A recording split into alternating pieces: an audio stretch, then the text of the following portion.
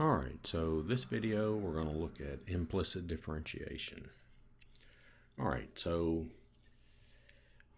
what you've learned how to differentiate so far is you've had a function where you had y equals and then something all in terms of x. Alright, well, what happens if you have something and you cannot solve it for y, or it's very difficult to solve for y? What do? How would you differentiate it? Well, we would call that an implicit function, and we would use implicit differentiation. So, for instance, like this first example, if x squared plus y squared equals 25, find dy dx. So, can we solve that for y? Well, yeah, we can. And we would get y equals plus or minus the square root of 25 minus x squared. We would get two equations there, wouldn't we? Y equals square root of 25 minus x squared, and y equals negative 25 minus x squared. So, this is one. It's a circle, we know that, and we're going to do implicit differentiation on it. So, how do we do that?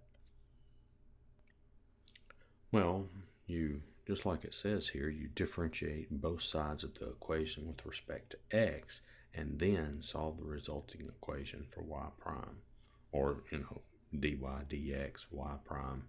Just, that's the notation you can use for derivatives. All right, so let's look at this problem. So they want us to find dy dx, and it says, and then part B, it says find an equation of the tangent line to the circle at the point 3, 4. So we're going to find the derivative, then we'll find the equation of the tangent line. All right, so let's go ahead and write the problem down. We got x squared plus y squared equals 25. All right, so when we take the derivative, do it just like you normally do. All the differentiation rules that you've learned, all those apply. So that's going to be 2x, right? Derivative of x squared is 2x plus, and then y squared. Well, that's 2y times dy dx, and then the derivative of 25 is 0. All right. So let's look what's going on here. What's this for, this dy dx? Well, you remember when you did when you learned the chain rule. So you had something like this, say 2x plus 1 cubed, for instance, and you took the derivative. Okay, so the derivative was what? 3 times 2x plus 1 squared times the derivative of what's inside the parentheses, right? Which is, in this case, is 2. So this is the derivative of this. Well, when you take the derivative of y, think of it like this 2x plus 1. It's some function in terms of x. So I meant to write it underneath this one over here. Think of this as like this 2x plus 1. So when we take the derivative, that's 3 y squared, right? Subtract 1 times the derivative, what's inside the parentheses. Well, what's the derivative of y? Well, that's the dy dx. You see that? And look, you see this x squared over here? Look. Let's take the derivative. 2, subtract 1 from the exponent, times the derivative of what's inside the parentheses here. Well, what's the derivative of x? 1, right? We don't do that. Okay, we just know it's 1. You're doing that step in your head. Okay, so that's all that's going on here. Is the 3 comes down just like this 3 up here. Subtract 1. Okay, times the derivative of what's inside the parentheses here. Well, derivative, that's 2. This is what? dy dx. Look, haven't you been doing that anyway? So look, say y equals 5x squared plus 3. Well, what is this? This is dy dx is equal to what? 10x, right? You took the derivative of both sides, didn't you?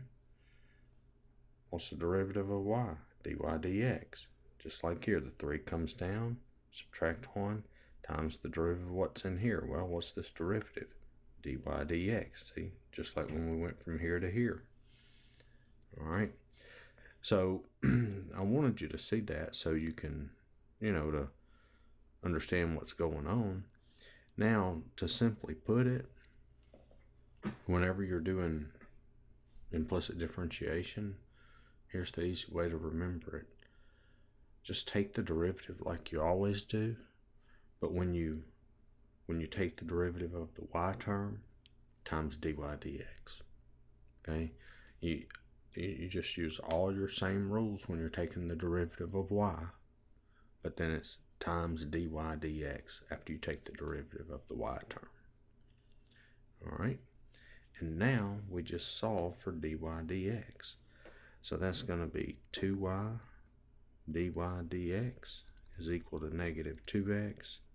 So dy dx is equal to negative x over y times dy dx. And so this is your answer. I guess I should put part A, huh? This right here is your answer to part A. All right. So hopefully that makes sense. All right. So that's part A. We found the derivative of this. Now they want us to find the equation of the tangent line. Okay, so to find the equation of the tangent line, what do? We got to find the derivative and then evaluate the derivative at this point. Well, we got the derivative right here. We know dy dx is equal to negative x over y, right? Nope. I don't know why I wrote that dy dx there. Huh. It's negative x over y, right? I have no idea why I wrote it there. I guess I was just looking at that for some reason. I don't know. But anyway, it's fixed. I apologize for the error. All right. So now the slope is what? I'm going to plug the 3, 4 in. All right. I got an x term and I got a y term. Plug the 3 in for x, the 4 in for y. So that's negative 3/4. So there's the slope. So now I've got y minus y1 is m times x minus x1. And so y minus 4 equals negative 3/4 times x minus 3. So y minus 4 is negative 3/4 x plus 9/4. And so y is negative 3/4 x. And what is that? Is that 25 over 4, I believe. Okay. And there's your answer. All right, so hopefully that made sense. All right, hopefully that made sense. Let's do another one. All right, so same thing here. Find the derivative and then find the tangent of the Folium of Descartes, which is this at the point 3, 3. So we're gonna do again we're gonna do the same thing. We're gonna take the derivative, evaluate the derivative at the point, find tangent slope. That'll give us the slope, and then find the equation of the tangent line, and that is part B right there. But this one always also has another part. At what point in the first quadrant is, that should be is the tangent line horizontal? All right, so let's go ahead and take a look at this example. So for part A, let's go ahead and find the derivative. So I've got x cubed plus y cubed equals 6xy. All right, so remember what I said, take the derivative just like you normally do, but whenever you take the derivative of the y term times y prime. All right, so we got 3x squared plus 3y squared times y prime, right? See, took the derivative of the y term just like I did the x term, but when you get finished doing that, times y prime. All right, so I know, I'm using y prime instead of dy dx. And typically when I'm doing the implicit differentiation, I'll use the y prime notation versus the dy dx.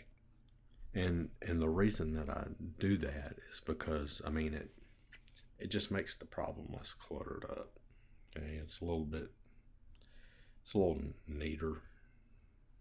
See, it's big. There's a little difference if you have y prime instead of dy dx. But it doesn't matter. You can use either one. All right, so that's the derivative of the left-hand side, and that is equal to, now we take the derivative of the right-hand side. So here I've got product rule. You see that? I've got product rule. So this right here, I'm going to say, okay, that's my first function, and this is my second function.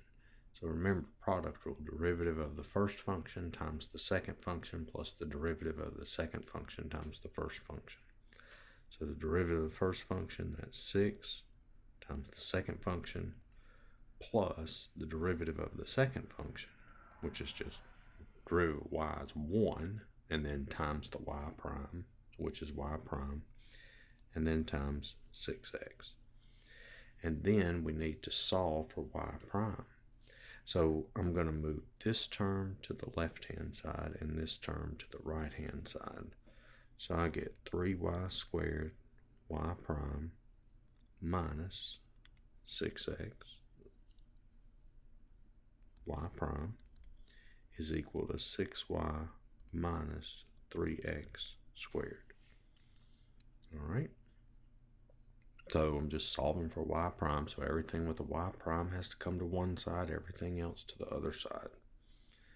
And so now I get y prime times 3y squared minus 6x equals 6y minus 3x squared. So y prime is 6y minus 3x squared over 3y squared minus 6x. And, whenever you're doing the implicit differentiation, that's what's going to happen. Your derivative is typically going to be in terms of x and y. All right. And, let's go ahead and do this too. So y prime, I can actually factor out a 3. You see that? Whoop.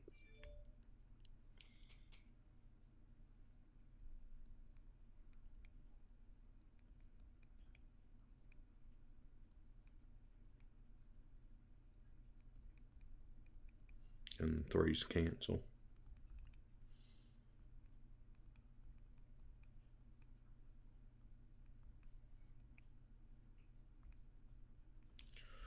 All right, so there's your derivative.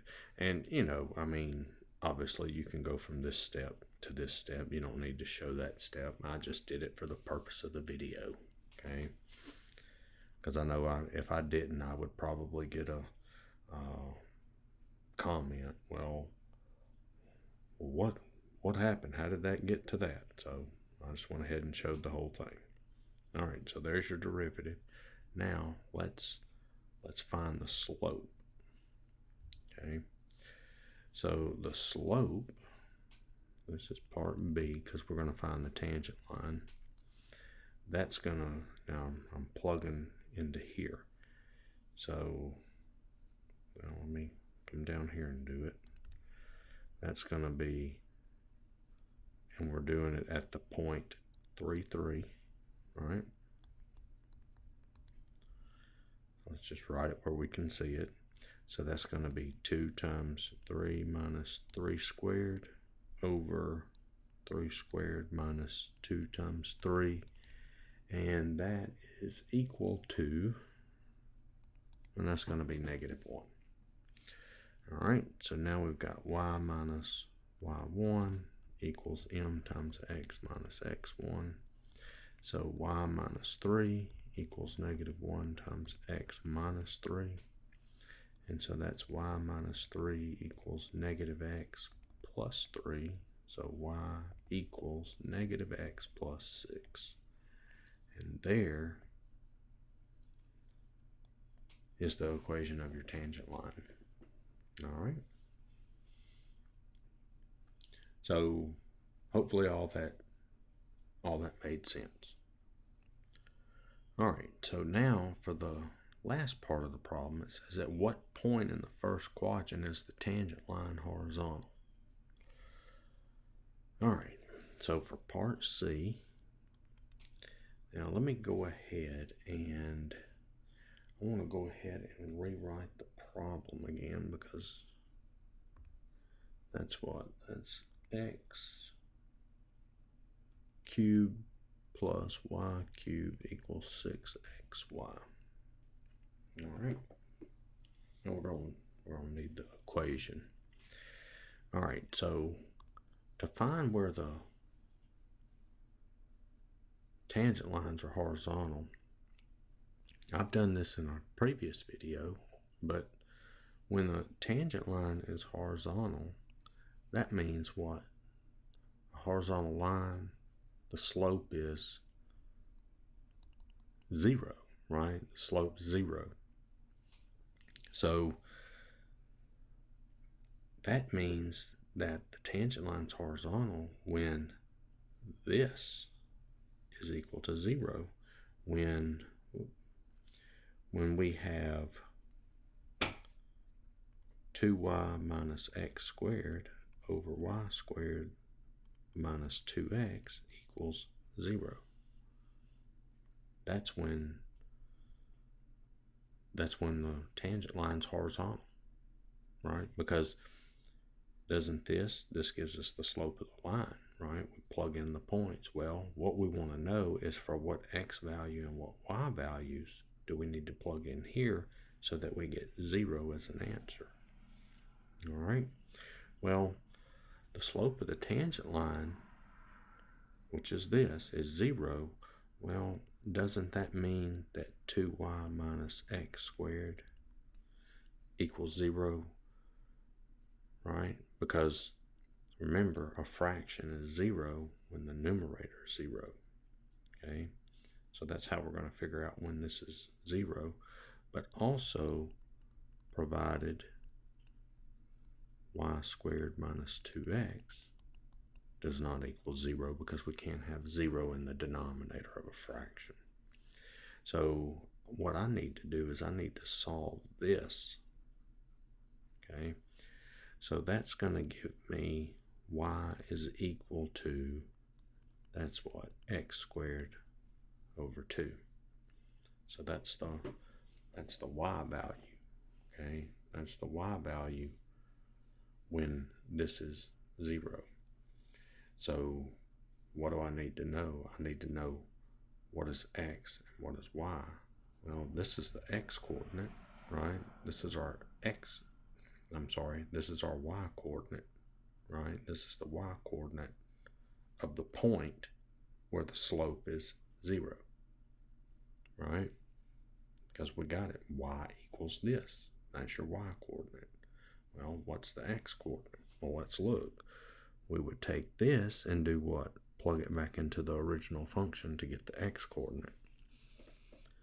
So that's going to be what? X cubed plus x squared over 2 cubed equals 6x times x squared plus 2.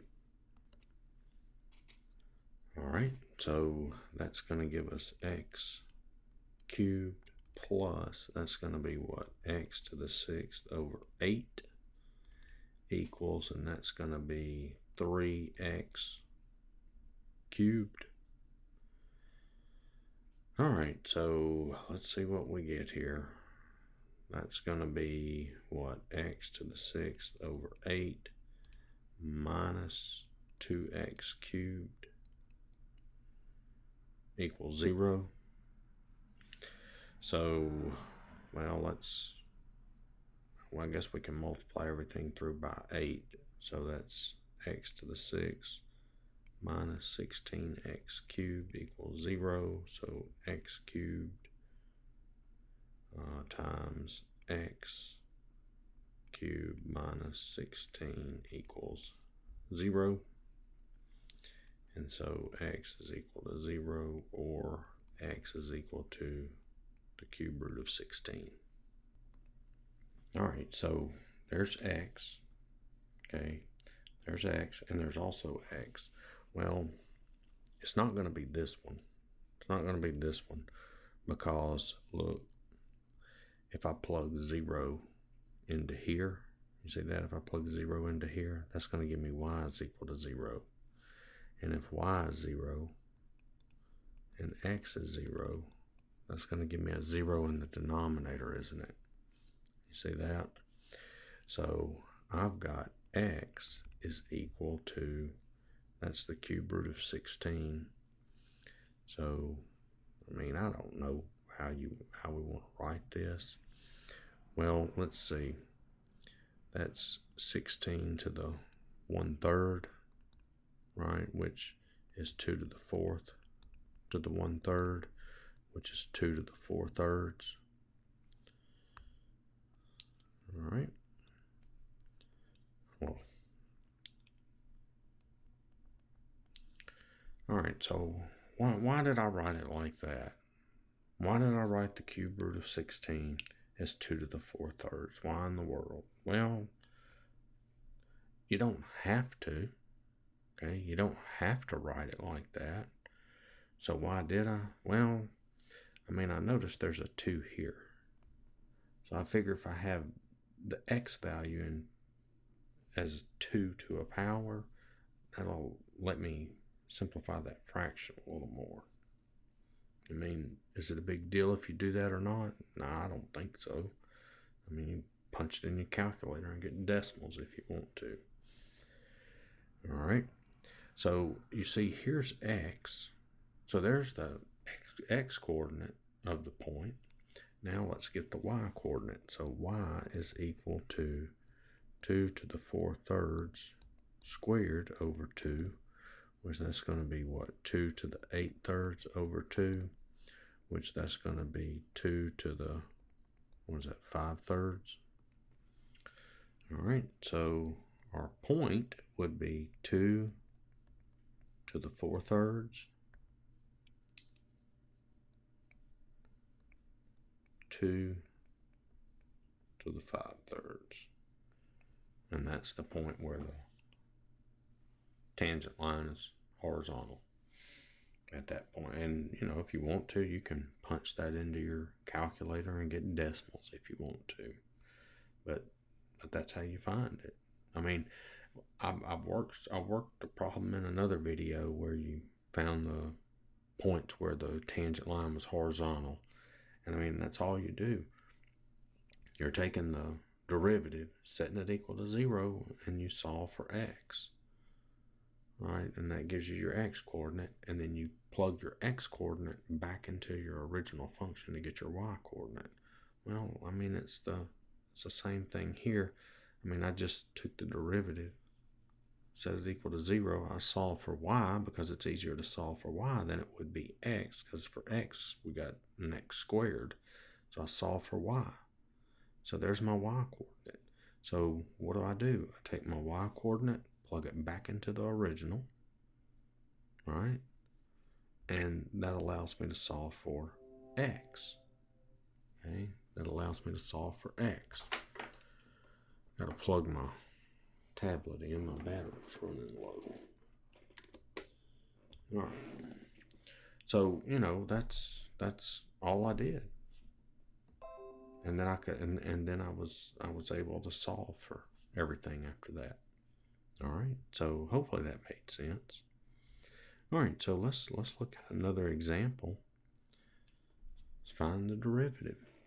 All right. So we've got sine of x plus y equals y squared times cosine x. All right. So we got some trig functions in here. That's not a big deal. So let's take the derivative. Well, just like we always do. What's the derivative of sine? Cosine, right? Times what? Times the derivative of what you're taking the sine of. So that's times derivative of x is 1. Derivative of y is y prime. So that's the derivative of the left-hand side. And that equals the derivative of the right-hand side. So this, we've got what? Product rule. This is our first function. This is our second function. Y squared is our first function. Cosine x is our second function. So the derivative of the first function, 2y, and then remember, times the y prime. Whenever you're taking the derivative of the y term, you do it just like you do the x, but when you get done, times y prime. So that's the derivative of the first function times the second function, and then plus the derivative of the second function, which is negative sine x, times the first function, y squared. And so now we solve. So I get cosine x plus y prime cosine x plus y equals 2y y prime cosine x minus y squared sine x. And this is an equal sign there. All right, so I'm solving for y prime. So everything that has a y prime goes to one side. Everything that doesn't goes to the other. So I'm going to bring this term over here and this term, and this term over here. So I've got y prime cosine x plus y minus 2y y prime cosine x equals negative y squared sine x minus cosine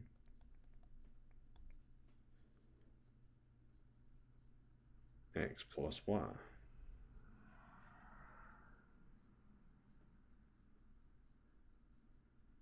All right. I moved this term to the right-hand side and this term to the left-hand side. Because everything with a y prime goes to one side, everything that doesn't have it goes to the other. All right, and now let's factor out a y prime. So that's cosine x plus y minus 2y cosine x equals negative y squared sine x minus cosine x plus y. And then I'll divide both sides by this, so I get y prime is equal to negative y squared sine x minus cosine x plus y over cosine x plus y minus 2y cosine x. And this would be your answer. Now, let me show you this real quick. I don't know. I mean, it's really no big deal, but some of you may not like the minus and minus like that and prefer to be a plus sign. So look, if you wanted to, if it just made you so happy, you could take and factor out a negative and factor out a negative on the denominator.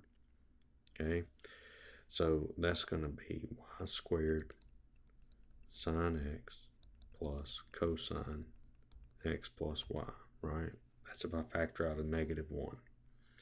And then if I factor a -1 out on the denominator, that's going to be 2y cosine x, because it changed this to a positive and then this to a minus. All right, and you would have the -1 and the -1, and that just cancels out to a +1. So either one's correct. Okay, when if you just got to have it like this, then you can do that. All right, so you can see that, I mean, it's just everything is just, we're taking the derivative just like normal. You do everything normal, except when you're taking the derivative of something with a y term, with a y in it, or the y term part of it. Do it just like you do the x, and then tack on that y prime at the end of it. That's really all it is. All right, so let's look at this one. Here they want us to find y double prime. All right, so let's see what we've got. We've got x to the 4th plus y to the 4th equals 16. All right, so if we take the derivative, that's going to be 4x cubed plus 4y cubed times y prime equals 16. How about 0? Derivative of 16 is 0. Remember, derivative of a number is 0. And so now let's solve. So I get 4y cubed, y prime is -4x cubed. So I get y prime is -x cubed over y cubed. All right, so there's my first derivative. Now let's find the second derivative. See, they want us to find the second derivative, don't they? All right. So the second derivative, well, that's going to be y double prime, and that's going to be negative, and then this is what? Quotient rule, right? So the quotient rule, I'm just going to leave the negative out in front. So that's the derivative of the numerator times the denominator, right? Minus the derivative of the denominator, 3y squared. And then remember what I told you. And then times that y prime times x cubed. And that's all over y cubed squared. All right. Now, I mean, it's okay. We can have we want our derivatives in terms of x and y. And that's exactly what I have here, except for I got this y prime here, and I don't want that. So I've got y double prime is equal to negative, and that's going to be 3x squared y cubed minus 3y squared times -x cubed over y cubed times x cubed. Yep. So all I did, see the y prime I have here? Well, what's y prime? It's -x cubed over y cubed. And then this is over y to the 6th. So let's see what we've got here. Y double prime is equal to 3x squared y cubed, and that's going to end up being plus the negative and negative, and that is going to be,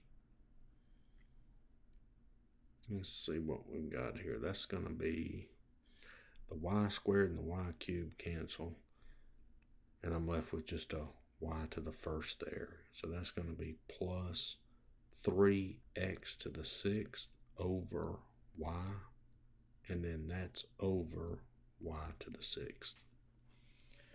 All right, so I want to simplify this some more. So if you've watched any of the videos so far, we've done some of these in there. This right here is just what? That's a complex fraction.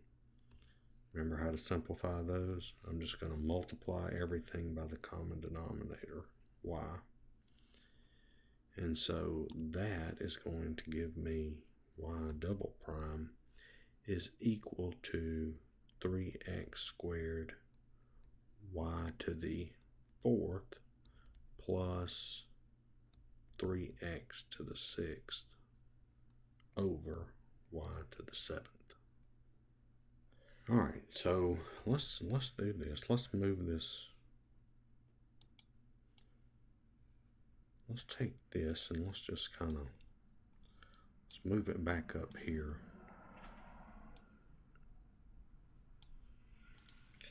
All right, so I mean, if you look at this, you can see this would be what, y double prime, and I can actually factor out a 3x squared. Let's see what that does.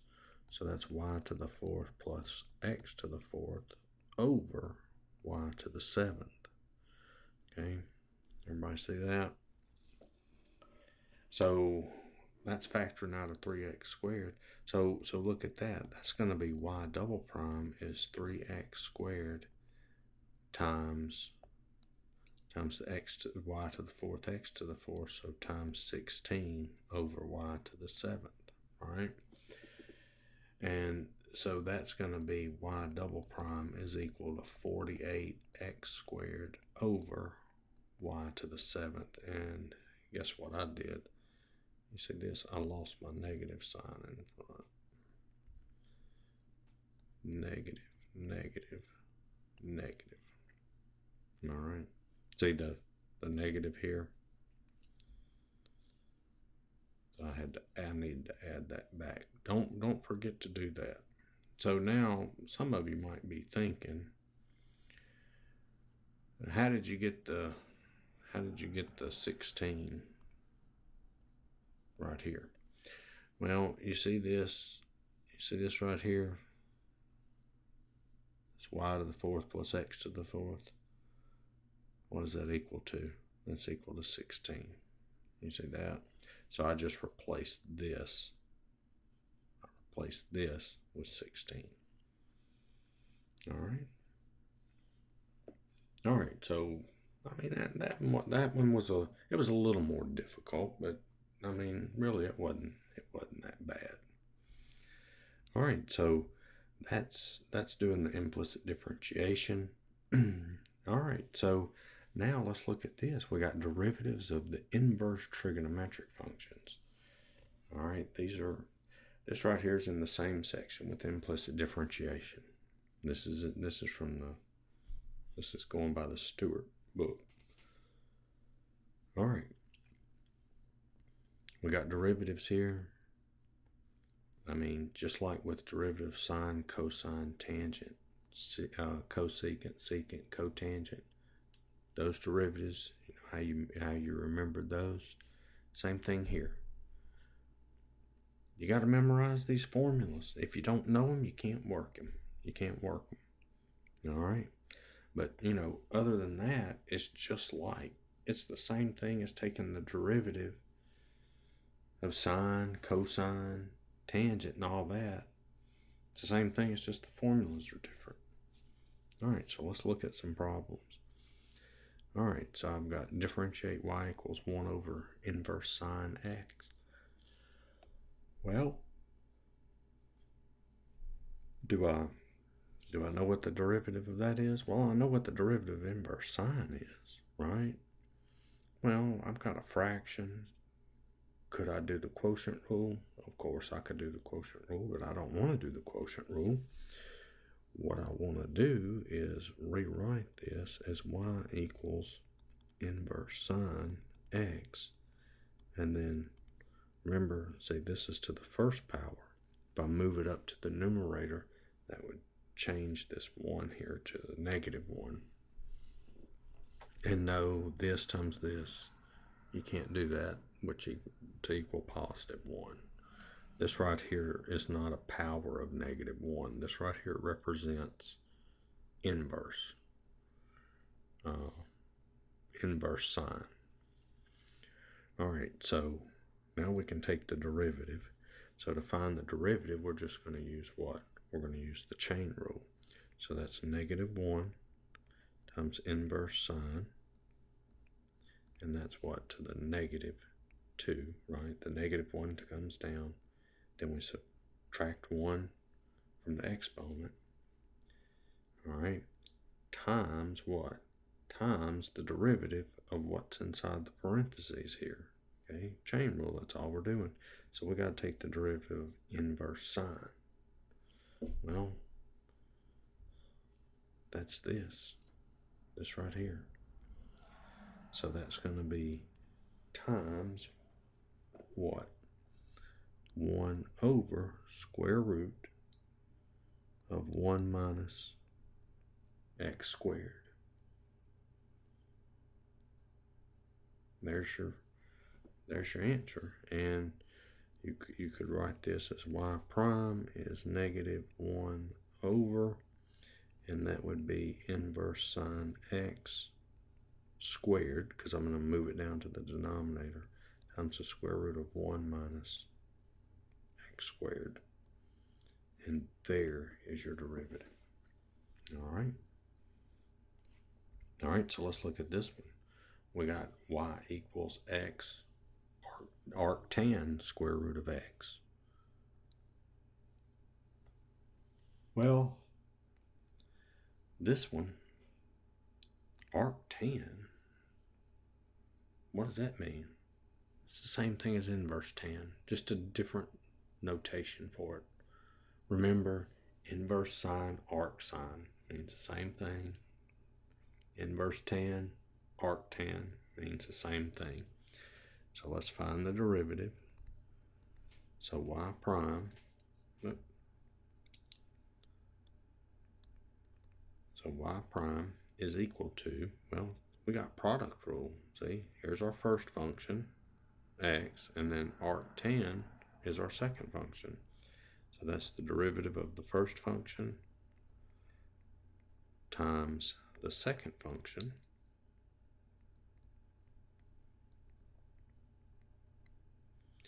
plus the derivative of the second function. So let me just come over here and let's just write down. Let's write down the derivative of inverse tan. That's 1 over 1 plus x squared. All right. All right, so let's take the derivative. So that's going to be 1 over, right? 1 over 1 plus square root of x squared, right? We got a square root of x instead of an x. Okay, so it's this, right? The derivative of inverse tan is this times the derivative of what you're taking the arctan of. So that's times the derivative of square root of x, which is 2 square root of x over 1. Okay, this 1 over 2 square root of x, that's the derivative of square root of x. There's a shortcut you can do. I've done it in some of the other videos, and actually in the chain rule video, and I have a video just on its own, how to find a shortcut for finding the derivative of square root. Search that on my channel and you can see. Okay, so this square root of x, taking the derivative, remember that's x to the 1/2. You can use the power rule. Okay, I'm not going to go over all that. And then that's times x. Okay, because I mean this part right here, this right here, that's the derivative of arctan. All right, and then times the first function. So I get y prime equals arctan square root of x, and then that's going to be, let's see, plus, that's going to be what? Square root of x over 2 times 1 plus x, I believe. Yeah. Yeah, I did that right. All right, so you might be wondering what went on there.